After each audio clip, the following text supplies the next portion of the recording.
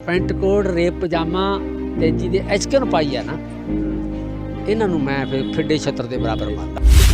ਮਾਂ ਪਿਓ ਜਿਵੇਂ ਕਈ ਬਾਪ ਹੁੰਦੇ ਨਾ, ਜੇ ਚਾਹੇ ਅਨਪੜ੍ਹ ਹੀ ਹੋਣ, ਉਹਨਾਂ ਨੂੰ ਇਹ ਹੁੰਦਾ ਵੀ ਸਾਡਾ ਪੁੱਤ ਪੜ੍ਹ ਜਾਵੇ, ਨਹੀਂ ਪੜ੍ਹਦਾ ਫਿਰ ਛਿੱਤਰ ਬਹੁਤ ਪੈਂਦੇ ਹੁੰਦੇ ਨੇ। ਹਾਂ, ਤਾਂ ਐਦਾਂ ਦਾ ਕਦੇ ਮੂਮੈਂਟ ਹੋਇਆ? ਉਹ ਇਹ ਪੱਕੀ ਗੱਲ ਹੈ ਕਿ ਪਹਿਲੇ ਦੌਰ 'ਚ ਅਸੀਂ ਪੜ੍ਹਨ ਤੋਂ ਚੱਲਦੇ ਸੀ, ਤੇ ਪਰ ਫਿਰ ਵੀ ਜਦੋਂ ਘਰਦਿਆਂ ਨੇ ਬਰਿਆਉਣਾ ਸਮਝਾਉਣਾ, ਖਾਸ ਤੌਰ ਤੇ ਬਜ਼ੁਰਗ ਜਿਹੜੇ ਬਾਬਾ ਰੂਪ ਬੰਦੇ ਸੀ ਨਾ, ਬਾਬੇ ਜਿਹਨੂੰ ਦਾਦੇ ਕਹਿੰਦੇ, ਲੋਕ ਅਸੀਂ ਉਹਨੂੰ ਬਾਬੇ ਕਹਿੰਦੇ, ਉਹ ਜ਼ਰੂਰ ਕਹਿੰਦੇ ਪੁੱਤ ਵੀ ਤੁਸੀਂ ਵੱਧ ਤੋਂ ਵੱਧ ਪੜ੍ਹੋ, ਖੇਤੀ 'ਚੋਂ ਕੁਛ ਨਹੀਂ ਨਿਕਲਣਾ। ਚਾਦਰਾ ਪਾ ਕੇ ਰੱਖਦੇ ਹੋ, ਲੋਕਾਂ ਨੂੰ ਤੁਹਾਡੇ ਬਾਰੇ ਇੰਨਾ ਪਤਾ ਨਹੀਂ ਹੈਗਾ ਵੀ ਤੁਸੀਂ ਚਾਦਰਾ ਕਿਉਂ ਪਾਇਆ ਸੀਗਾ। ਜਿਹੜਾ ਚਾਦਰਾ ਹੈ ਪੰਜਾਬੀ ਭੇਸ ਸਾਡੇ ਘਰ ਦਾ ਭੇਸ ਹੈ। ਸਭ ਸਾਡੇ ਪਰਿਵਾਰ ਦੇ ਵਿੱਚ ਪੰਜਾਬੀ ਭੇਸ ਪਾਉਂਦੇ, ਦੂਜਾ ਭੇਸ ਪਾਉਂਦੇ ਹੀ ਨਹੀਂ। ਹੁਣ ਅਸੀਂ ਕਿਤੇ ਵੀ ਜਾਈਏ ਇਸੇ ਭੇਸ ਨਾਲ ਹੀ ਜਾਂਦੇ ਹਾਂ।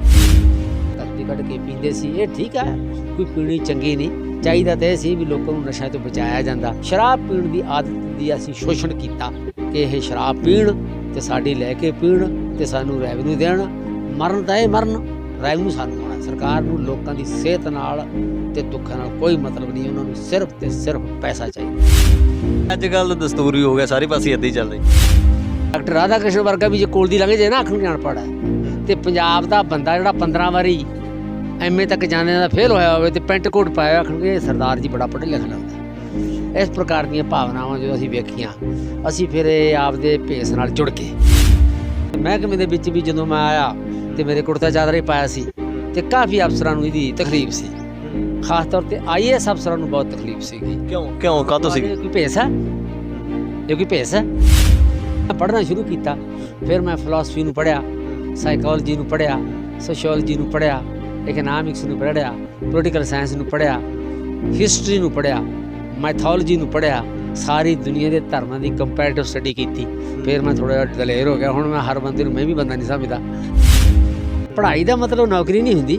ਪੜ੍ਹਾਈ ਦਾ ਮਤਲਬ ਹੁੰਦਾ ਤੁਹਾਡੇ ਕੋਲ ਕਿੰਨੀ ਸੂਚਨਾ, ਕਿੰਨੀ ਥੋੜ੍ਹੀ ਚੇਤਨਾ ਤੇ ਕਿੰਨਾ ਥੋੜ੍ਹੇ ਜਿਹੇ ਵਿਵੇਕ ਪੈਦਾ ਹੁੰਦਾ ਹੈ।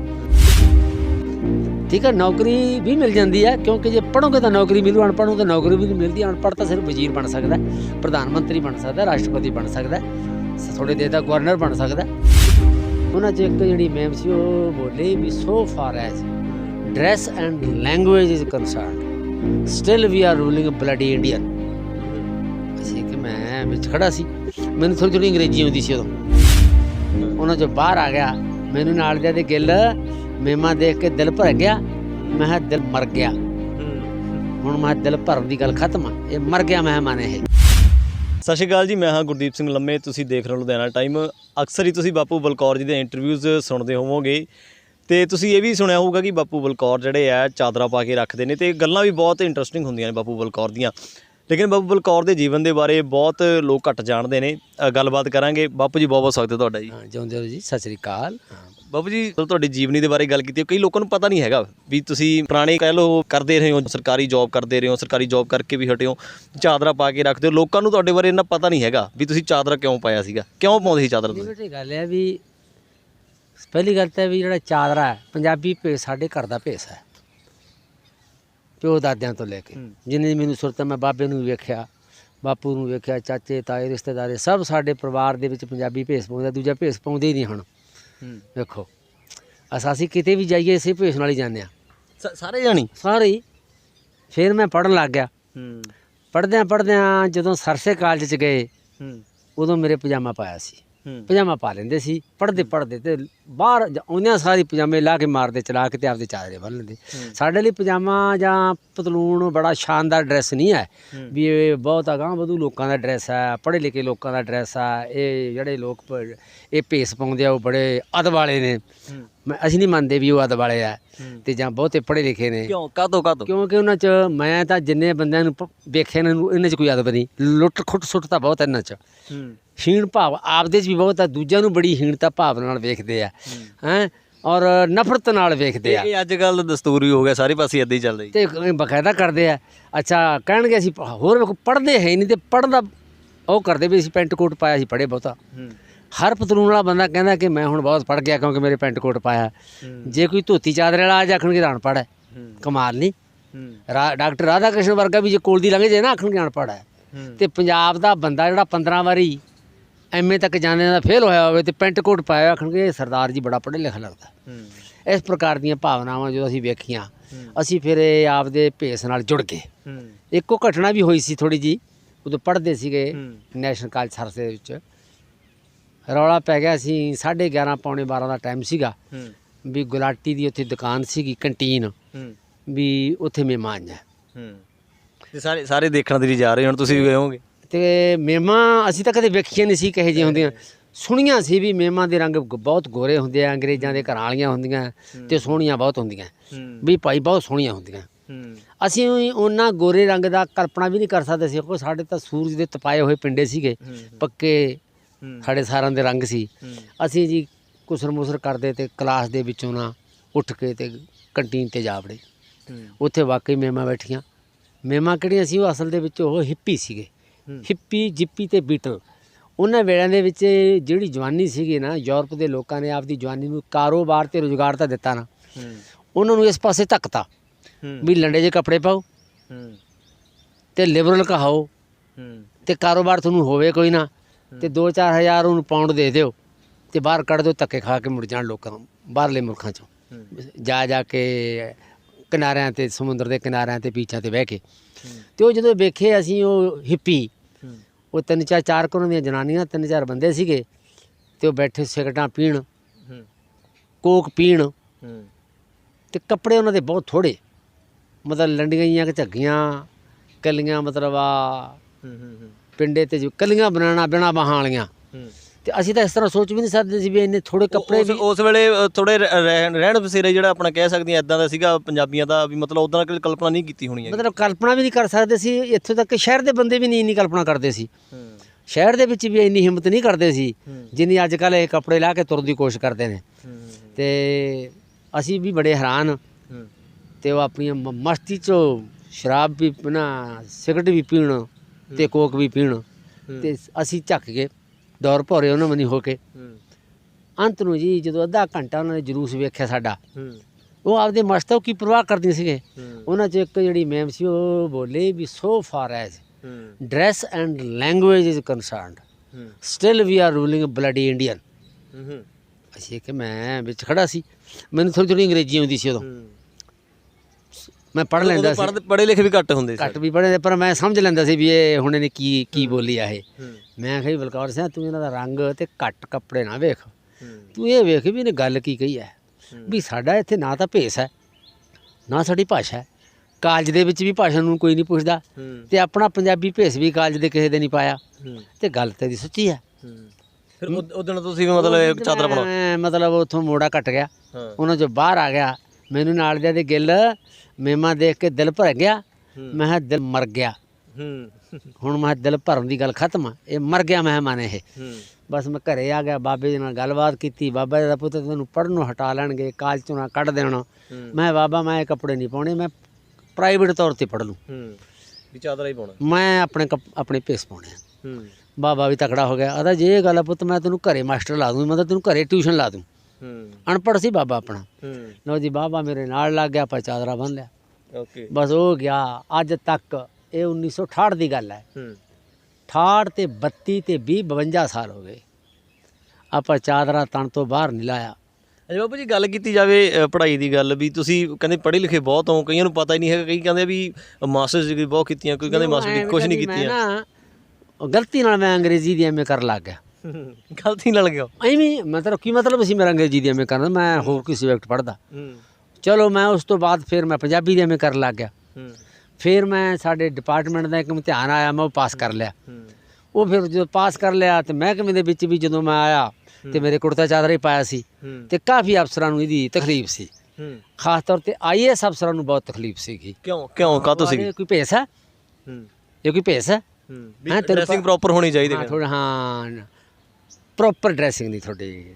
ਤੇ ਮੈਂ ਕਿਹਾ ਜੀ ਪ੍ਰੋਪਰ ਡਰੈਸ ਕੀ ਹੁੰਦੀ ਆ, ਕਿਉਂਕਿ ਮੈਂ ਉਹਨਾਂ ਦੇ ਬਰਾਬਰ ਦੀ ਅੰਗਰੇਜ਼ੀ ਪੜ੍ਹਿਆ ਸੀ, ਉਹਨਾਂ ਨਾਲੋਂ ਵੱਧ ਮੈਂ ਪੰਜਾਬੀ ਪੜ੍ਹਿਆ ਸੀ। ਕੋਈ ਉਸ ਵਕਤ ਅਫਸਰ ਇੱਕ ਅੱਧੀ ਐਮ ਏ ਹੁੰਦੇ ਸੀਗੇ, ਇਹ ਹੈ ਪੱਕੀ ਗੱਲ ਹੈ। ਤੇ ਆਮ ਤੌਰ 'ਤੇ ਅਫਸਰ BA ਜਾਂ 10ਵੀਂ ਜਾਂ 12ਵੀਂ ਪਾਸ ਹੁੰਦੇ ਸੀ, ਉੱਥੇ ਬਾਅਦ 'ਚ ਆਫਿਸਰ ਲੱਗ ਜਾਂਦੇ ਸਾਰੇ। ਹਾਂ, ਤੇ ਮੈਂ ਉਹਨਾਂ 'ਚ ਜ਼ਿਆਦਾ ਪੜ੍ਹਿਆ ਸੀਗਾ ਤੇ ਇਸ ਕਰਕੇ ਮੈਂ ਥੋੜ੍ਹਾ ਜਿਹਾ ਉਹਨਾਂ ਦੀ ਝਿਜਕ ਘੱਟ ਮੰਨਦਾ ਸੀ। ਮੈਂ ਜੀ ਪ੍ਰੋਪਰ ਡਰੈਸ ਕੀ ਹੁੰਦੀ ਆ, ਮੈਂ ਕਿਹਾ ਵੀ ਪ੍ਰੋਪਰ ਡਰੈਸ ਵੈਸਟਰਨ ਡਰੈਸ 'ਚ ਪ੍ਰੋਪਰ ਡਰੈਸ ਔਰ ਇੰਡੀਅਨ ਡਰੈਸ 'ਚ ਪ੍ਰੋਪਰ ਡਰੈਸ। ਪਹਿਲਾਂ ਤਾਂ ਦੱਸੋ, ਕੱਲ੍ਹ ਨੂੰ ਇਹ ਤੁਸੀਂ ਕਹੋਗੇ ਵੀ ਪ੍ਰੋਪਰ ਸਰਕਾਰ, ਮੈਂ ਕਿਹੜੀ ਸਰਕਾਰ ਪ੍ਰੋਪਰ ਹੁੰਦੀ ਹੈ? ਅੰਗਰੇਜ਼ ਦੀ ਸਰਕਾਰ ਪ੍ਰੋਪਰ ਹੈ ਕਿ ਭਾਰਤੀ ਸਰਕਾਰ ਪ੍ਰੋਪਰ ਹੈ? ਮੈਂ ਇਹ ਜਿਹੇ ਸਵਾਲ ਜਦੋਂ ਕਰਤੇ ਫਿਰ ਉਹ ਥੋੜ੍ਹਾ ਜਿਹਾ ਝਿਜਕਣ ਲੱਗ ਗਏ। ਪਰ ਫਿਰ ਵੀ ਉਹਨਾਂ ਦੀ ਕੋਸ਼ਿਸ਼ ਹੁੰਦੀ ਸੀ ਕਿ ਮੈਨੂੰ ਉਹ ਝਿੜਕ ਕੇ ਸਨੱਬ ਕਰਕੇ ਰੱਖਣ। ਮੈਂ ਥੋੜ੍ਹਾ ਜਿਹਾ ਢੀਠ ਵੀ ਸੀਗਾ, ਮੈਂ ਇਹੋ ਜਿਹੀ ਸਨੱਬਿੰਗ ਤੋਂ ਮੈਂ ਡਰਦਾ ਨਹੀਂ ਸੀਗਾ। ਉਹਨਾਂ ਨੇ ਮੇਰੀ ਇਹ ਸ਼ਿਆਰਾਂ ਵੀ ਖਰਾਬ ਕੀਤੀਆਂ। ਮੈਂ ਕੋਸ਼ਿਸ਼ ਕੀਤੀ ਵੀ ਇਹਦਾ ਮਹਿਕਮੇ 'ਚੋਂ ਫਸਦਾ ਵੱਢਿਆ ਜਾਵੇ, ਪਰ ਮੈਂ ਢੀਠ ਜਿਹੇ ਬੰਦੇ ਨੇ ਇਹਨਾਂ 'ਤੇ ਵਾਹਵਾ ਘੱਟ ਗਿਆ ਮੈਂ। ਹੁਣ ਫਿਰ ਮਤਲਬ ਮੈਂ ਆਖਿਆ ਮੈਂ ਨਾ ਮੇਰੇ ਤੇਰੇ ਕੋਲ ਵਿੱਦਿਆ ਹੀ ਹੈ। ਮੈਂ ਪੜ੍ਹਨਾ ਸ਼ੁਰੂ ਕੀਤਾ, ਫਿਰ ਮੈਂ ਫਿਲਾਸਫੀ ਨੂੰ ਪੜ੍ਹਿਆ, ਸਾਈਕੋਲੋਜੀ ਨੂੰ ਪੜ੍ਹਿਆ, ਸੋਸ਼ੀਓਲੋਜੀ ਨੂੰ ਪੜ੍ਹਿਆ, ਇਕਨੋਮਿਕਸ ਨੂੰ ਪੜ੍ਹਿਆ, ਪੋਲੀਟੀਕਲ ਸਾਇੰਸ ਨੂੰ ਪੜ੍ਹਿਆ, ਹਿਸਟਰੀ ਨੂੰ ਪੜ੍ਹਿਆ, ਮੈਥੋਲੋਜੀ ਨੂੰ ਪੜ੍ਹਿਆ, ਸਾਰੀ ਦੁਨੀਆ ਦੇ ਧਰਮਾਂ ਦੀ ਕੰਪੈਰੀਟਿਵ ਸਟੱਡੀ ਕੀਤੀ। ਫਿਰ ਮੈਂ ਥੋੜ੍ਹਾ ਜਿਹਾ ਦਲੇਰ ਹੋ ਗਿਆ। ਹੁਣ ਮੈਂ ਹਰ ਬੰਦੇ ਨੂੰ ਮੈਂ ਵੀ ਬੰਦਾ ਨਹੀਂ ਸਮਝਦਾ, ਖਾਸ ਤੌਰ 'ਤੇ ਪੈਂਟ ਕੋਟ ਵਾਲੇ ਨੂੰ। ਹਾਂ, ਪੈਂਟ ਕੋਟ, ਰੇਪ ਪਜਾਮਾ ਅਤੇ ਜਿਹਦੇ ਐਚਕਨ ਪਾਈ ਆ ਨਾ, ਇਹਨਾਂ ਨੂੰ ਮੈਂ ਫਿਰ ਫਿੱਡੇ ਛੱਤਰ ਦੇ ਬਰਾਬਰ ਮੰਨਦਾ। ਕਈ ਜਣੇ ਅਜਿਹੇ ਲੋਕ ਹੁੰਦੇ ਨੇ, ਪੜ੍ਹਦੇ ਨਾ ਬੋਰ ਹੋ ਜਾਂਦੇ ਨੇ। ਕੋਈ ਮੇਰੇ ਵਰਗੇ ਵੀ ਹੁੰਦੇ ਨੇ, ਇੱਕ ਮਾਸਟਰਸ ਕਰਨੀ, 2 ਮਾਸਟਰਸ ਕਰ ਲਿਆ, ਕਹਿੰਦਾ ਯਾਰ ਬਹੁਤ ਆ, 2 ਬਹੁਤ ਨੇ। ਤੁਸੀਂ ਇੰਨੀਆਂ ਸਾਰਾ ਪੜ੍ਹ ਕੇ ਵੀ ਹਲੇ ਵੀ ਕਹਿੰਦੇ ਹਲੇ ਹੋਰ ਮਤਲਬ ਕੱਢਦੀ। ਸਵਾਦ ਹੀ ਹੁਣ ਆਉਂਦਾ। ਜਦੋਂ ਮੈਂ ਰਿਟਾਇਰ ਹੋਇਆ ਨਾ 58 ਸਾਲ ਦੀ ਉਮਰ ਤੋਂ ਬਾਅਦ, ਅਤੇ ਉਸ ਤੋਂ ਬਾਅਦ ਮੇਰਾ ਪੜ੍ਹਾਈ 'ਚ ਹੋਰ ਰੁਝਾਨ ਵੱਧ ਗਿਆ। ਦੇਖੋ, ਕਈ ਮੈਂ ਕਿਤਾਬਾਂ ਜਿਹੜੀਆਂ ਮਤਲਬ ਅੱਜ ਤੋਂ 32 ਜਾਂ 35 ਵਰੇ ਪੜ੍ਹੀਆਂ ਸੀ, ਅਤੇ ਉਹਨਾਂ ਨੂੰ ਮੈਂ ਦੁਬਾਰੇ ਪੜ੍ਹਿਆ। ਜਦੋਂ ਮੈਂ ਦੁਬਾਰੇ ਪੜ੍ਹਿਆ ਤਾਂ ਮੈਨੂੰ ਇਹ ਲੱਗਿਆ ਵੀ ਜਦੋਂ ਮੈਂ ਪਹਿਲਾਂ ਪੜ੍ਹਿਆ ਸੀ ਉਦੋਂ ਤਾਂ ਮੈਨੂੰ ਪਤਾ ਹੀ ਕੁਛ ਨਹੀਂ ਸੀ। ਹੁਣ ਉਹਨਾਂ ਕਿਤਾਬਾਂ ਨੂੰ ਪੜ੍ਹਨ ਦੀ ਮੈਨੂੰ ਸਮਝ ਪੈਦਾ ਹੋਈ ਅਤੇ ਉਹਦਾ ਜ਼ਿਆਦਾ ਮੈਨੂੰ ਰਸ ਆਇਆ। ਇਸ ਕਰਕੇ ਮੇਰੀ ਪੜ੍ਹਾਈ ਮੇਰਾ ਰਸ ਬਣ ਗਈ, ਅਤੇ ਇਸ ਕਰਕੇ ਮੈਂ ਇਹਦੇ ਨਾਲ ਜੁੜਿਆ ਰਹਿੰਦਾ। ਹੋਰ ਮੈਨੂੰ ਖਾਣ ਦਾ, ਪੀਣ ਦਾ, ਪਹਿਨਣ ਦਾ, ਝੂਠ ਪਤਾਣ ਕਰਨ ਦਾ ਮੈਨੂੰ ਆਦਤ ਨਹੀਂ। ਮੈਂ ਜ਼ਿੰਦਗੀ ਦੀ ਕਿਸੇ ਅਯਾਸ਼ੀ ਦੇ ਵਿੱਚ ਮੈਂ ਯਕੀਨ ਨਹੀਂ ਕਰਦਾ, ਅਤੇ ਮੈਂ ਇਹ ਵੀ ਯਕੀਨ ਨਹੀਂ ਕਰਦਾ ਕਿ ਦੁਨੀਆ ਮੇਰੇ ਪੈਰਾਂ ਥੱਲੇ ਹੋਵੇ ਜੀ, ਮੇਰੇ ਨੀਚੇ ਹੋਵੇ ਨਾ। ਮੈਂ ਕਹਿੰਦਾ ਸਾਰਾ ਸੰਸਾਰ ਬਰਾਬਰ ਦਾ ਹੋਵੇ, ਸਾਰੇ ਸੰਸਾਰ ਦੀ ਆਪਣੀ ਸ਼ਾਨ ਸਨਮਾਨ ਹੋਵੇ, ਉਹਦੇ ਕੋਲ ਰੁਜ਼ਗਾਰ ਹੋਵੇ, ਕਾਰੋਬਾਰ ਹੋਵੇ, ਸਤਿਕਾਰ ਹੋਵੇ, ਅਤੇ ਸੁਚਾਰਪਣਾ ਹੋਵੇ। ਗੱਲ ਕਰੀਏ ਮਾਂ ਪਿਓ, ਜਿਵੇਂ ਕਈ ਬਾਪ ਹੁੰਦੇ ਨਾ, ਜੇ ਚਾਹੇ ਅਨਪੜ੍ਹ ਹੀ ਹੋਣ, ਉਹਨਾਂ ਨੂੰ ਇਹ ਹੁੰਦਾ ਵੀ ਸਾਡਾ ਪੁੱਤ ਪੜ੍ਹ ਜਾਵੇ, ਨਹੀਂ ਪੜ੍ਹਦਾ ਫਿਰ ਛਿੱਤਰ ਬਹੁਤ ਪੈਂਦੇ ਹੁੰਦੇ ਨੇ। ਹਾਂ, ਤਾਂ ਇੱਦਾਂ ਦਾ ਕਦੇ ਮੂਮੈਂਟ ਹੋਇਆ ਕਦੇ? ਇਹ ਪੱਕੀ ਗੱਲ ਹੈ ਕਿ ਪਹਿਲੇ ਦੌਰ 'ਚ ਅਸੀਂ ਪੜ੍ਹਨ ਤੋਂ ਚੱਲਦੇ ਸੀ ਵੀ ਪੜ੍ਹਾਈ ਤੋਂ ਬਗੈਰ। ਸਾਡੇ ਪਿੰਡਾਂ ਵਿੱਚ ਨਾ ਥੋੜ੍ਹੀਆਂ ਜ਼ਮੀਨਾਂ ਖੁੱਲ੍ਹੀਆਂ ਸੀ, ਅਤੇ ਸਾਡੇ ਲੋਕਾਂ ਨੂੰ ਆਦਤ ਸੀ ਵੀ ਸਾਡੇ ਕੋਲ ਜ਼ਮੀਨ ਹੈ ਜੀ। ਉਦੋਂ ਸਮਝ ਨਹੀਂ ਸੀ ਵੀ ਜ਼ਮੀਨਾਂ ਹੈ, ਹਾਲਾਂਕਿ ਜ਼ਮੀਨਾਂ 'ਚੋਂ ਨਿਕਲਦਾ ਕੁਛ ਨਹੀਂ ਸੀਗਾ, ਅਤੇ ਐਵੇਂ ਮਿੱਟੀ ਨਾਲ ਮਿੱਟੀ ਹੋਣ ਦੇ ਬਰਾਬਰ ਸੀਗੇ। ਅਤੇ ਪਰ ਫਿਰ ਵੀ ਜਦੋਂ ਘਰਦਿਆਂ ਨੇ ਬਰਿਆਉਣਾ, ਸਮਝਾਉਣਾ, ਖਾਸ ਤੌਰ 'ਤੇ ਬਜ਼ੁਰਗ ਜਿਹੜੇ ਬਾਬਾ ਰੂਪ ਬੰਦੇ ਸੀਗੇ ਨਾ, ਬਾਬੇ ਜਿਹਨੂੰ ਦਾਦੇ ਕਹਿੰਦੇ, ਲੋਕ ਅਸੀਂ ਉਹਨਾਂ ਨੂੰ ਬਾਬੇ ਕਹਿੰਦੇ, ਉਹ ਜ਼ਰੂਰ ਕਹਿੰਦੇ ਪੁੱਤ ਵੀ ਤੁਸੀਂ ਵੱਧ ਤੋਂ ਵੱਧ ਪੜ੍ਹੋ, ਖੇਤੀ 'ਚੋਂ ਕੁਛ ਨਹੀਂ ਨਿਕਲਣਾ। ਸਾਨੂੰ ਵੀ ਸਾਡੇ ਬਾਬੇ ਨੇ ਇਹੀ ਹੱਲਾਸ਼ੇਰੀ ਦੇ ਸੀ, ਅਸੀਂ ਪੜ੍ਹਨ ਲੱਗ ਗਏ। ਹਾਲਾਂਕਿ ਘਰੇ ਕੋਈ ਬੰਦਾ ਪਹਿਲਾਂ ਪੜ੍ਹਿਆ ਨਹੀਂ ਸੀ, ਕੋਈ ਮਾਹੌਲ ਨਹੀਂ ਸੀਗੀ, ਕੋਈ ਘਰੇ ਕਿਤਾਬ ਨਹੀਂ ਸੀ, ਪੜ੍ਹਨ ਲੱਗ ਗਏ। ਹੁਣ ਉਹੀ ਘਰ ਆ, ਕਿਤਾਬਾਂ ਦੇ ਭਰੇ ਪਏ ਆ। ਉਹੀ ਕਹਿੰਦੇ ਪਹਿਲਾਂ ਦਾ ਜ਼ਮਾਨਾ ਬਹੁਤ ਵਧੀਆ ਸੀ, ਸਾਰੇ ਚਾਚੇ ਤਾਏ ਸਭ ਇਕੱਠੇ ਰਹਿੰਦੇ ਸੀਗੇ। ਭਾਈਚਾਰਕ ਸਾਂਝ ਤਾਂ ਸੀ, ਇਹ 'ਚ ਕੋਈ ਸ਼ੱਕ ਨਹੀਂ। ਸਾਰਾ ਟੱਬਰ ਸਾਂਝਾ ਸੀ, ਭਾਈਚਾਰਕ ਸਾਂਝ ਸੀ। ਹੁਣ ਭਾਈਚਾਰਕ ਸਾਂਝ ਟੁੱਟ ਗਈ। ਉਸ ਵਕਤ ਸੁਸਾਇਟੀ ਦਾ ਇਹ ਗੁਣ ਤਾਂ ਸੀ, ਪਰ ਜਿਹੜੀ ਵਿੱਦਿਆ ਸੀਗੀ ਨਾ, ਵਿੱਦਿਆ ਨਹੀਂ ਸੀ। ਵਿੱਦਿਆ ਸਰਕਾਰ ਨੇ ਦੇਣੀ ਹੁੰਦੀ ਆ, ਸਹੂਲਤ ਸਰਕਾਰ ਨੇ ਦੇਣੀ ਹੁੰਦੀ ਆ, ਉਹ ਦਿੱਤੀ ਨਹੀਂ ਸੀ। ਲੋਕ ਵਿਚਾਰੇ ਖੇਤੀਬਾੜੀ 'ਚ, ਮਜ਼ਦੂਰੀ 'ਚ ਗਰੀਬ ਅਨਪੜ੍ਹ ਰਹਿ ਜਾਂਦੇ ਸੀਗੇ। ਇਹ ਹੈ। ਉਹ ਕਹਿੰਦੇ ਹੁਣ ਜਿੰਨਾ ਮਰਜ਼ੀ ਪੜ੍ਹ ਲਓ ਤਾਂ ਵੀ ਨਹੀਂ ਕੋਈ ਬਣਨਾ ਹੈਗਾ। ਇਹ ਕੋਈ ਗੱਲ ਨਹੀਂ। ਪੜ੍ਹਾਈ ਦਾ ਮਤਲਬ ਨੌਕਰੀ ਨਹੀਂ ਹੁੰਦੀ। ਪੜ੍ਹਾਈ ਦਾ ਮਤਲਬ ਹੁੰਦਾ ਤੁਹਾਡੇ ਕੋਲ ਕਿੰਨੀ ਸੂਚਨਾ, ਕਿੰਨੀ ਥੋੜ੍ਹੀ ਚੇਤਨਾ, ਅਤੇ ਕਿੰਨਾ ਥੋੜ੍ਹੇ ਜਿਹੇ ਵਿਵੇਕ ਪੈਦਾ ਹੁੰਦਾ ਹੈ। ਠੀਕ ਹੈ, ਨੌਕਰੀ ਵੀ ਮਿਲ ਜਾਂਦੀ ਹੈ, ਕਿਉਂਕਿ ਜੇ ਪੜ੍ਹੋਗੇ ਤਾਂ ਨੌਕਰੀ ਮਿਲੂ, ਅਨਪੜ੍ਹ ਨੂੰ ਤਾਂ ਨੌਕਰੀ ਵੀ ਨਹੀਂ ਮਿਲਦੀ। ਅਨਪੜ੍ਹ ਤਾਂ ਸਿਰਫ ਵਜ਼ੀਰ ਬਣ ਸਕਦਾ, ਪ੍ਰਧਾਨ ਮੰਤਰੀ ਬਣ ਸਕਦਾ, ਰਾਸ਼ਟਰਪਤੀ ਬਣ ਸਕਦਾ, ਥੋੜ੍ਹੇ ਦੇਰ ਦਾ ਗਵਰਨਰ ਬਣ ਸਕਦਾ, ਪਰ ਪੜ੍ਹੇ ਲਿਖੇ ਨੂੰ ਤਾਂ ਜੇ ਕਲਰਕ ਬਣਨਾ ਤੁਹਾਨੂੰ ਕੁਝ ਨਾ ਕੁਝ ਪੜ੍ਹਨਾ ਪਊਗਾ। ਜ਼ਿਆਦਾਤਰ ਸੁਣਿਆ ਤੁਸੀਂ ਤੁਰਕੀ ਜ਼ਿਆਦਾ ਰਾਜੀ ਹੋ ਵੀ ਜ਼ਿਆਦਾ? ਮੈਂ ਬੇਟਾ ਨਾ ਤੁਰਦਾ, ਮੈਨੂੰ ਤੁਰਨਾ ਚੰਗਾ ਵੀ ਲੱਗਦਾ। ਮੈਂ 20-22 ਕਿਲੋਮੀਟਰ ਰੋਜ਼ ਤੁਰ ਪੈਂਦਾ। ਮੈਨੂੰ ਪਤਾ ਹੀ ਲੱਗਦਾ ਮੈਂ ਕਦੋਂ ਤੁਰ ਪੈਂਦਾ ਅਤੇ ਕਦੋਂ ਮੈਂ ਸਫ਼ਰ ਮੁਕਾ ਦਿੰਦਾ। ਮੈਨੂੰ ਕਦੇ ਸਾਈਕਲ ਸਕੂਟਰ ਦੀ ਕਦੇ ਕੋਈ ਝਾਕ ਨਹੀਂ ਹੋਈ ਵੀ ਮੇਰੇ ਕੋਲੇ ਹੋਵੇ ਮੈਂ ਜਾਵਾਂ। ਮੈਂ ਧੁੱਪ ਹੋਵੇ, ਕੋਈ ਧੁੱਪ ਦੀ ਪਰਵਾਹ ਨਹੀਂ, ਬਹੁਤੀ ਠੰਡ ਹੋਵੇ ਤਾਂ ਉਹਦੀ ਵੀ ਕੋਈ ਪਰਵਾਹ ਨਹੀਂ।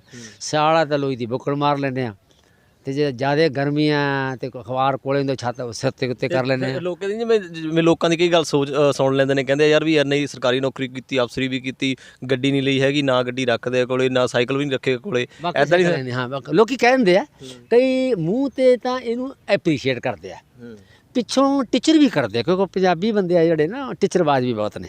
ਅਸਲੀਅਤ ਤਾਂ ਇਹ ਟੀਚਰੀ ਵੀ ਲੋਕ ਬਹੁਤ ਨੇ। ਉਹ ਕਹਿੰਦੇ ਐਵੇਂ ਯਾਰ ਧੱਕੇ ਜਿਹੇ ਖਾਂਦਾ ਫਿਰਦਾ, ਹਿਬੜ ਹਿਬੜ ਕਰਦਾ ਫਿਰਦਾ, ਕੋਈ ਗੱਲ ਨਹੀਂ, ਕੋਈ ਬਾਤ ਨਹੀਂ। ਮੈਂ ਕਿਹਾ ਨਾ ਭਾਈ, ਨਾ ਧੱਕੇ ਹੈ, ਨਾ ਹਿਬੜ ਹਿਬੜ ਹੈ। ਪੜ੍ਹਦੇ ਹਾਂ, ਆਪਦਾ ਕੰਮ ਕਰਦੇ ਹਾਂ, ਸੋਹਣੀ ਜ਼ਿੰਦਗੀ ਜਿਉਂਦੇ ਹਾਂ, ਨਸ਼ਿਆਂ ਤੋਂ ਬਚੇ ਹਾਂ, ਕਿਸੇ ਦਾ ਬੁਰਾ ਨਹੀਂ ਕਰਦੇ, ਕਿਸੇ ਦਾ ਬੁਰਾ ਤੱਕਦੇ ਨਹੀਂ, ਬੁਰਾ ਸੋਚਦੇ ਨਹੀਂ, ਅਤੇ ਜੇ ਕੋਈ ਕਿਸੇ ਦਾ ਭਲਾ ਹੁੰਦਾ ਹੋਵੇ ਤਾਂ ਲਾਜ਼ਮੀ ਕਰ ਦਿੰਦੇ ਹਾਂ। ਰਾਜ ਕਰਦਾ ਸ਼੍ਰੇਣੀ ਨੂੰ ਜ਼ਰੂਰ ਕੌੜਾ ਬੋਲ ਜਾਂਦੇ ਹਾਂ, ਕਿਉਂਕਿ ਰਾਜ ਕਰਦਾ ਸ਼੍ਰੇਣੀ ਸਾਡੇ ਦੁੱਖਾਂ ਦਾ ਕਾਰਨ ਹੈ। ਹਿੰਦੁਸਤਾਨ ਦੇ ਦੁੱਖਾਂ ਦਾ, ਗੁਲਾਮੀ ਦਾ, ਗਰੀਬੀ ਦਾ, ਦੁਰਗਤੀ ਦਾ ਕਾਰਨ ਸਾਡੀ ਰਾਜ ਕਰਦਾ ਸ਼੍ਰੇਣੀ ਆ। ਉਹਨਾਂ ਨੂੰ ਮੈਂ ਜ਼ਰੂਰ ਕੌੜਾ ਬੋਲ ਜਾਂਦਾ, ਨਫ਼ਰਤ ਨਹੀਂ ਕਰਦਾ, ਕੌੜਾ ਬੋਲਦਾ। ਹਾਂ, ਅਤੇ ਇਸ ਤਰ੍ਹਾਂ ਕੰਮ ਚੱਲੀ ਜਾਂਦਾ ਹੈ। ਬਾਕੀ ਸਾਰੇ ਲੋਕੀ ਭੋਲੇ ਭੰਡਾਰਿਆਂ ਨੂੰ ਨਹੀਂ ਪਤਾ ਵੀ ਕਿਹਨੂੰ ਅਸੀਂ ਟੀਚਰ ਕਰਨੀ ਆ, ਕਿਹਨੂੰ ਕਿਹਦਾ ਸਤਿਕਾਰ ਕਰਨਾ ਹੈ। ਹਾਂ, ਇਸ ਕਦੇ ਤੁਹਾਨੂੰ ਲੱਗਿਆ ਕਦੇ ਕੋਈ ਅਜਿਹਾ ਮੂਮੈਂਟ ਲਾਈਫ ਦੇ ਵਿੱਚ ਜਿਹੜਾ ਨਹੀਂ ਹੋਣਾ ਚਾਹੀਦਾ ਸੀ, ਜਿਸ ਨੇ ਮਤਲਬ ਦੁੱਖ ਦਿੱਤਾ ਹੋਵੇ, ਤੁਸੀਂ ਸੋਚਦੇ ਹੋ ਵੀ ਯਾਰ ਇਹ ਨਹੀਂ ਕਰਨਾ ਚਾਹੀਦਾ ਸੀਗਾ ਮੈਨੂੰ, ਵੀ ਇੱਥੇ ਕਿ ਮੈਂ ਗਲਤ ਹੋ ਗਿਆ ਸੀ? ਨਹੀਂ, ਉਹ ਇਸ ਤਰ੍ਹਾਂ ਬੇਟਾ ਵੀ ਕਈ ਵਾਰੀ ਕਿਸੇ ਬੰਦੇ ਨੂੰ ਉੱਚਾ ਬੋਲ ਪੈਂਦੇ ਆ, ਅਫਸਰ ਖਾਸ ਤੌਰ ਤੇ। ਹੁਣ ਵੇਖੋ ਜਿਹੜੀ ਪਬਲਿਕ ਹੈ, ਪਬਲਿਕ ਤੋਂ ਗਲਤੀ ਹੋ ਗਈ। ਇੱਕ ਪਬਲਿਕ ਜਿਹੜੀ ਗਲਤੀ ਸੁਭਾਵਿਕ ਹੁੰਦੀ, ਉਹਨੂੰ ਪਤਾ ਹੀ ਲੱਗਦਾ ਕਿ ਮੈਂ ਗਲਤ ਹਾਂ, ਉਹਨੂੰ ਸਮਝਾਇਆ ਜਾ ਸਕਦਾ। ਉੱਥੇ ਕੀ ਕਰਦਾ ਫਿਰ ਜਿਹੜਾ ਸਾਡੀ ਜਿਹੜੀ ਬਿਊਰੋਕਰੈਟਿਕ ਜਿਹੜੀ ਹੈ ਨਾ ਨੀਤ, ਉਹ ਹੁੰਦਾ ਵੀ ਕੋਈ ਆ ਗਿਆ ਤੇ ਉਹਨੂੰ ਪੁੱਠਾ ਬੋਲਣਾ, ਉੱਚਾ ਬੋਲਣਾ, ਉੱਤੇ ਮੁਕੱਦਮਾ ਪਾਓ ਜੀ, ਇਹਨੂੰ ਪੁੱਠਾ ਕਰ ਲਓ ਜੀ, ਇਹਦੇ ਛੱਤਰ ਮਾਰੋ ਜੀ। ਇਹੋ ਜਿਹੀਆਂ ਮਾਨਸਿਕਤਾਵਾਂ ਸਾਡੀ ਬਿਊਰੋਕਰੇਸੀ ਦੇ ਵਿੱਚ ਬਣੀਆਂ ਹੋਈਆਂ।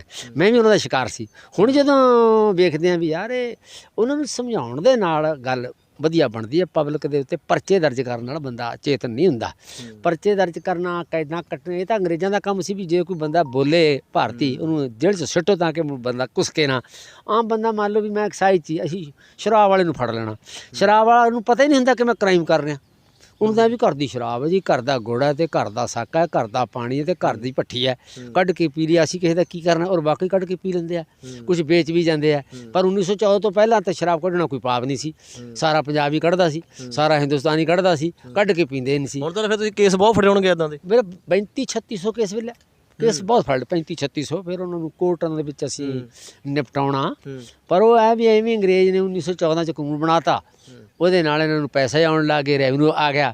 ਉਦੋਂ ਸਰਕਾਰ ਨੂੰ ਪੈਸਾ ਚਾਹੀਦਾ ਸੀ। ਪਹਿਲਾ ਜਿਹੜਾ ਵਰਲਡ ਵਾਰ ਪਹਿਲੀ ਸੀ ਨਾ, ਪਹਿਲਾ ਮਹਾਯੁੱਧ ਦੁਨੀਆ ਦਾ, ਉਹਦੇ ਵਿੱਚ ਅੰਗਰੇਜ਼ ਨੂੰ ਪੈਸਾ ਚਾਹੀਦਾ ਸੀ। ਇਹਨੇ ਐਕਸਾਈਜ਼ ਦੀ ਪਾਲਿਸੀ ਬਣਾ, ਰੈਵਨਿਊ ਜਨਰੇਟ ਹੋ ਗਿਆ 1 ਕਰੋੜ 84-85 ਲੱਖ, ਤੇ ਅੱਜ ਤੋਂ 30-35 ਹਜ਼ਾਰ ਕਰੋੜ ਤੋਂ ਵੱਧ ਰੈਵਨਿਊ ਹੈ। 120 ਸਾਲ ਹੋ ਗਏ ਹੈ ਨਾ, 106 ਸਾਲ ਹੋ ਗਏ 1914 ਦਾ, ਤੇ ਹੁਣ 1920 107 ਸਾਲ ਹੋ ਗਏ। 107 ਵਰ੍ਹੇ ਦਾ ਰੈਵਨਿਊ ਦੀਆਂ ਲਾ ਕੇ ਢੇਰ। ਹੁਣ ਤਾਂ ਸਰਕਾਰਾਂ ਕੋਲ ਰੈਵਨਿਊ ਐਕਸਾਈਜ਼ ਦਾ ਰਹਿ ਗਿਆ, ਦੂਜਾ ਰੈਵਨਿਊ ਤਾਂ GST ਕਰਕੇ ਸੈਂਟਰ ਵਾਲਾ ਲੈ ਗਿਆ ਖਿੱਚ ਕੇ ਹੈਂ। ਪਰ ਉਦੋਂ ਲੋਕਾਂ ਦੇ ਉੱਤੇ ਜ਼ੁਲਮ ਤਾਂ ਹੋਇਆ, ਘਰ ਦੀ ਕੱਢ ਕੇ ਪੀਂਦੇ ਸੀ। ਇਹ ਠੀਕ ਹੈ, ਕੋਈ ਪੀਣੀ ਚੰਗੀ ਨਹੀਂ, ਚਾਹੀਦਾ ਤਾਂ ਇਹ ਸੀ ਵੀ ਲੋਕਾਂ ਨੂੰ ਨਸ਼ਿਆਂ ਤੋਂ ਬਚਾਇਆ ਜਾਂਦਾ। ਉਲਟਾ ਉਹਨਾਂ ਦੀ ਸ਼ਰਾਬ ਪੀਣ ਦੀ ਆਦਤ ਦੀ ਅਸੀਂ ਸ਼ੋਸ਼ਣ ਕੀਤਾ ਕਿ ਇਹ ਸ਼ਰਾਬ ਪੀਣ ਤੇ ਸਾਡੀ ਲੈ ਕੇ ਪੀਣ ਤੇ ਸਾਨੂੰ ਰੈਵਨਿਊ ਦੇਣ। ਮਰਨ ਤਾਂ ਇਹ ਮਰਨ, ਰੈਵਨਿਊ ਸਾਨੂੰ ਆਉਣਾ। ਸਰਕਾਰ ਨੂੰ ਲੋਕਾਂ ਦੀ ਸਿਹਤ ਨਾਲ ਤੇ ਦੁੱਖਾਂ ਨਾਲ ਕੋਈ ਮਤਲਬ ਨਹੀਂ, ਉਹਨਾਂ ਨੂੰ ਸਿਰਫ ਤੇ ਸਿਰਫ ਪੈਸਾ ਚਾਹੀਦਾ। ਜਾਣੀ ਕਿ ਤੁਸੀਂ ਆਪਣੀ ਲਾਈਫ ਦੇ ਵਿੱਚ ਆਪਦੇ ਮਨ ਦੀ ਕੀਤੀ ਆ, ਆਪਣੇ ਮਨ ਦੀ ਕਰੀ ਆ, ਤੇ ਵੀ ਲੋਕਾਂ ਦੀ ਪਰਵਾਹ ਨਹੀਂ ਕੀਤੀ ਹੈਗੀ, ਲੋਕ ਜੋ ਮਰਜ਼ੀ। ਬਿਊਰੋਕਰੇਸੀ ਦੀ, ਵਪਾਰੀ ਦੀ, ਅਧਿਕਾਰੀ ਦੀ, ਇਹ ਮੈਂ ਦਿਲੋਂ ਹੀ ਇਹਨਾਂ ਨੂੰ ਮੈਂ ਖੋਟੇ ਸਮਝਦਾ ਸੀ, ਅੱਜ ਵੀ ਸਮਝਦਾ। ਇਹਨਾਂ ਦੇ ਵਿੱਚ ਬਹਿ ਕੇ ਵੀ ਸਮਝਦਾ ਸੀ। ਮੈਂ ਇਹਨਾਂ ਦੇ ਵਿੱਚ ਬਹਿ ਕੇ ਵੀ ਕਹਿ ਦਿੰਦਾ ਸੀ ਵੀ ਆਪਾਂ ਗਲਤ ਹਾਂ, ਆਪਾਂ ਮੁਲਕ ਨੂੰ ਲੁੱਟਣ ਤੇ ਕੁੱਟਣ 'ਚ ਲੱਗੇ ਹੋਏ ਹਾਂ, ਆਪਾਂ ਕੋਈ ਚੱਜ ਦਾ ਕੰਮ ਨਹੀਂ ਕਰਦੇ। ਅਕਸਰ ਮੈਂ ਕਹਿ ਦਿੰਦਾ ਸੀ, ਉਹਦਾ ਬੁਰਾ ਵੀ ਮੰਨਦੇ ਸੀਗੇ ਵੀ ਇਹ ਨਹੀਂ ਕਹਿਣਾ ਚਾਹੀਦਾ ਅਫਸਰ ਸੀਨੀਅਰ ਹੈ, ਸੀਨੀਅਰ ਦਾ ਸਤਿਕਾਰ ਕਰਨਾ ਚਾਹੀਦਾ। ਮੈਂ ਜਿਹੜਾ ਬੰਦਾ ਸਤਿਕਾਰ ਦੇ ਕਾਬਲ ਹੀ ਨਹੀਂ, ਜਿਹਦੇ ਪੈਣੀ ਛੱਤਰ, ਉਹਦਾ ਕਾਹਦਾ ਸਤਿਕਾਰ ਕਰੀਏ ਹੈਂ। ਪਰ ਉਹ ਹੁਣ ਆਪਾਂ ਸਾਰਿਆਂ ਨਾਲ ਲੜ ਵੀ ਨਹੀਂ ਸਕਦੇ, ਤੇ ਕੋਸ਼ਿਸ਼ ਇਹ ਹੁੰਦੀ ਸੀ ਘੱਟ ਤੋਂ ਘੱਟ ਗਲਤੀ ਕੀਤੀ ਜਾਵੇ, ਘੱਟ ਤੋਂ ਘੱਟ। ਹਾਂ, ਇਹ ਕੁਛ ਨਹੀਂ। ਬਾਬਾ ਜੀ ਅਖੀਰ ਦੇ ਵਿੱਚ ਤੁਸੀਂ ਕੀ ਕਹਿਣਾ ਚਾਹੋਗੇ? ਜਿਹੜੇ ਲੋਕਾਂ ਦੀਆਂ ਗੱਲਾਂ ਬਹੁਤ ਸੁਣਦੇ ਨੇ, ਲੋਕਾਂ ਦੀਆਂ ਗੱਲਾਂ ਸੁਣ ਕੇ ਆਪਦਾ ਬਹਿ ਜਾਂਦੇ ਨੇ। ਜਿਵੇਂ ਹੁਣ ਤੁਸੀਂ ਚਾਦਰੇ ਨੂੰ ਗੱਲ ਕਰਦੇ ਹੋ, ਚਾਦਰੇ ਬਾਰੇ ਬੋਲੇ ਤੁਸੀਂ ਵੀ ਚਾਦਰਾ ਕਿਉਂ ਪਾਉਂਦੇ ਹੋ? ਜੇ ਦਿਲ ਟੁੱਟਿਆ ਤੁਸੀਂ ਪਾਉਂਦੇ ਨਾ ਸ਼ਾਇਦ ਹੁੰਦਾ ਨਾ, ਤਾਂ ਲੋਕਾਂ ਨੂੰ ਕੀ ਕਹਿਣਾ ਚਾਹੁੰਦੇ? ਨਹੀਂ ਬੇਟਾ, ਪਹਿਲੀ ਗੱਲ ਤਾਂ ਇਹ ਵੀ ਕਦੇ ਵੀ ਲੋਕਾਂ ਨੂੰ ਚਾਹੀਦਾ ਵੀ ਕਿਸੇ ਵੀ ਪ੍ਰਕਾਰ ਦੇ ਕੰਪਲੈਕਸ 'ਚ ਨਾ ਜਾਣ, ਖਾਸ ਤੌਰ 'ਤੇ ਇਨਫੀਰੀਓਰਿਟੀ ਕੰਪਲੈਕਸ 'ਚ ਹੀਣ ਭਾਵ ਦੇ ਸ਼ਿਕਾਰ ਹੋ ਕੇ ਜਾਣ ਦਾ ਤਾਂ ਮਤਲਬ ਕੋਈ ਨਹੀਂ। ਵੱਧ ਤੋਂ ਵੱਧ ਵਿੱਦਿਆ ਪ੍ਰਾਪਤ ਕਰੋ। ਵਿੱਦਿਆ ਨਾਲ ਤੁਹਾਨੂੰ ਚੇਤਨਾ ਤੇ ਵਿਵੇਕ ਆਊਗਾ। ਤੁਹਾਨੂੰ ਪਤਾ ਲੱਗੂ ਵੀ ਮੈਨੂੰ ਖਾਣ ਲਈ ਕੌਣ ਕੀ ਮਜਬੂਰ ਕਰ ਰਿਹਾ। ਇਹ ਵੀ ਸਰਕਾਰ ਦੀਆਂ ਏਜੰਸੀਆਂ ਤੁਹਾਨੂੰ ਕਹਿੰਦੀਆਂ ਵੀ ਕੀ ਖਾਣਾ ਹੈ, ਕੀ ਪੀਣਾ ਹੈ, ਕੀ ਪਹਿਨਣਾ ਹੈ, ਕੀ ਪੜ੍ਹਨਾ ਹੈ, ਤੇ ਕਿਹਦੀ ਤਾਬੇਦਾਰੀ ਕਰਨੀ ਹੈ। ਹਜ਼ੂਰ ਕਿਹਨੂੰ ਕਹਿਣਾ, ਸਾਹਿਬ ਕਿਹਨੂੰ ਕਹਿਣਾ, ਜਨਾਬ ਕਿਹਨੂੰ ਕਹਿਣਾ, ਮੀ ਲੋਡ ਕਿਹਨੂੰ ਕਹਿਣਾ। ਇਹ ਸਾਰੇ ਗੁਲਾਮੀ ਦੀਆਂ ਪ੍ਰਪਾਟੀਆਂ ਨੇ ਇਹ, ਤੇ ਤੁਹਾਨੂੰ ਮਜਬੂਰ ਕਰਦੀਆਂ। ਜੇ ਤੁਸੀਂ ਪੜ੍ਹੋਗੇ ਤਾਂ ਤੁਹਾਨੂੰ ਪਤਾ ਲੱਗੂਗਾ ਤੇ ਇਹਨਾਂ ਚੀਜ਼ਾਂ ਨੂੰ ਤੁਸੀਂ ਛੱਡ ਦਿਓਗੇ, ਤੁਹਾਡੀ ਚੇਤਨਾ ਤੇ ਵਿਵੇਕ ਪੈਦਾ ਹੋਊਗਾ। ਇਸ ਕਰਕੇ ਚੇਤਨਾ ਤੇ ਵਿਵੇਕ ਰੱਖਣੀ ਦੀ ਲੋੜ ਹੈ, ਗਿਆਨ ਰੱਖਣ ਦੀ ਲੋੜ ਹੈ। ਕੰਪਲੈਕਸ ਪਾਲਣ ਦੀ ਕਿਸੇ ਹੀਣ ਭਾਵਨਾ ਦਾ ਸ਼ਿਕਾਰ ਹੋ ਕੇ ਜਿਉਣਾ ਨਹੀਂ ਚਾਹੀਦਾ। ਇਹ ਨਾ ਕਵੀ ਮੇਰੇ ਕੱਪੜੇ ਸਸਤੇ ਆ ਤੇ ਜਿਹੜਾ ਮੇਰੇ ਸਾਹਮਣੇ ਬੈਠਾ ਉਹਦੇ ਬਹੁਤ ਮਹਿੰਗੇ ਕੱਪੜੇ ਆ, ਹੋ ਸਕਦਾ ਲੁੱਟ ਕੇ ਪਾਏ ਹੋਣ। ਇਹ ਵੀ ਪੱਕੀ ਗੱਲ ਹੈ ਨਾ। ਇੱਕ ਬੰਦਾ ਕਿਰਤ ਨਾਲ ਕੱਪੜੇ ਪਾਉਂਦਾ, ਕਿਰਤ ਨਾਲ। ਇੱਕ ਬੰਦਾ ਲੁੱਟ ਨਾਲ ਪਾਉਂਦਾ। ਲੁੱਟ ਵਾਲਾ 10 ਲੱਖ ਦਾ ਸੂਟ ਵੀ ਪਾ ਸਕਦਾ, ਕਿਰਤ ਵਾਲਾ 100 ਰੁਪਏ ਵਾਲਾ ਕੱਪੜੇ ਨਾਲ ਵੀ ਡੰਗ ਲਾ ਸਕਦਾ। ਤੇ 10 ਲੱਖ ਵਾਲੇ ਮੂਹਰੇ ਕਿਰਤ ਕਰਨ ਵਾਲਾ ਬੰਦਾ ਕੋਈ ਕੰਪਲੈਕਸ ਨਾ ਪਾਲੇ। ਉਹਦੀ ਕਿਰਤਾ ਔਰ ਸੱਚੀ ਸੁੱਚੀ ਕਿਰਤਾ, ਉਹ ਤੈਨੂੰ ਮਾਣ ਹੋਣਾ ਚਾਹੀਦਾ। ਸਮਾਂ ਜਿਹੜਾ ਕੋਈ 10 ਲੱਖ ਦਾ 5 ਲੱਖ ਦਾ ਕੋਈ ਸੂਟ ਪਾਉਂਦਾ, ਕੋਈ ਜਿਹੜੇ ਮਹਿੰਗੇ ਬ੍ਰਾਂਡਡ ਸੂਟ ਪਾਉਂਦੇ ਆ, ਉਹਨਾਂ ਨਾਲੋਂ ਕਿਰਤ ਕਰਨ ਵਾਲੇ ਵੱਡੇ ਦੀ ਜਿਹੜੀ ਹੈ ਨਾ ਆਤਮਿਕ ਆਵਾਜ਼ ਤਕੜੀ ਹੁੰਦੀ ਹੈ, ਠੀਕ ਹੁੰਦੀ ਹੈ। ਹਾਂ, ਬਹੁਤ ਧੰਨਵਾਦ ਜੀ। ਹਾਂ। ਸੋ ਇਹ ਸਨ ਬਾਪੂ ਬਲਕੌਰ ਸਿੰਘ ਜੀ, ਇਹਨਾਂ ਦੀ ਜੀਵਨ ਦੇ ਬਾਰੇ ਅਸੀਂ ਗੱਲਬਾਤ ਕੀਤੀ ਆ। ਲੋਕਾਂ ਦੇ ਬਹੁਤ ਸਵਾਲ ਹੁੰਦੇ ਵੀ ਕਦੇ ਪੁੱਛਿਓ ਵੀ ਹਾਂ ਚਾਦਰਾ ਕਿਉਂ ਪਾਉਂਦੇ ਨੇ, ਕਿਹੜੀ ਨੌਕਰੀ ਕੀਤੀ, ਕਿੰਨਾ ਪੜ੍ਹੇ ਲਿਖੇ, ਤਾਂ ਆਪਾਂ ਸਾਰੀਆਂ ਗੱਲਾਂ ਬਾਤਾਂ ਕੀਤੀਆਂ ਨੇ। ਤੇ ਬਾਪੂ ਬਲਕੌਰ ਦਾ ਕਹਿਣਾ ਹੈ ਕਿ ਪੜ੍ਹਾਈ ਕਰੋਗੇ, ਪੜ੍ਹਾਈ ਕਰਦੇ ਰਹੋਗੇ ਤਾਂ ਅੱਗੇ ਵਧਦੇ ਰਹੋਗੇ, ਪੜ੍ਹਾਈ ਤੋਂ ਬਗੈਰ ਸਾਡਾ ਕੁਝ ਵੀ ਨਹੀਂ ਬਣ ਸਕਦਾ। ਸੋ ਵਧੇਰੀ ਅਪਡੇਟ ਸੀ ਜੁੜੇ ਰਹੋ ਲੁਧਿਆਣਾ ਟਾਈਮਸ ਦੇ ਨਾਲ। ਕੈਮਰਾਮੈਨ ਸੁਨੰਤ ਮਥਾੜੂ ਦੇ ਨਾਲ ਗੁਰਦੀਪ ਸਿੰਘ ਲੰਮੇ, ਲੁਧਿਆਣਾ ਟਾਈਮ।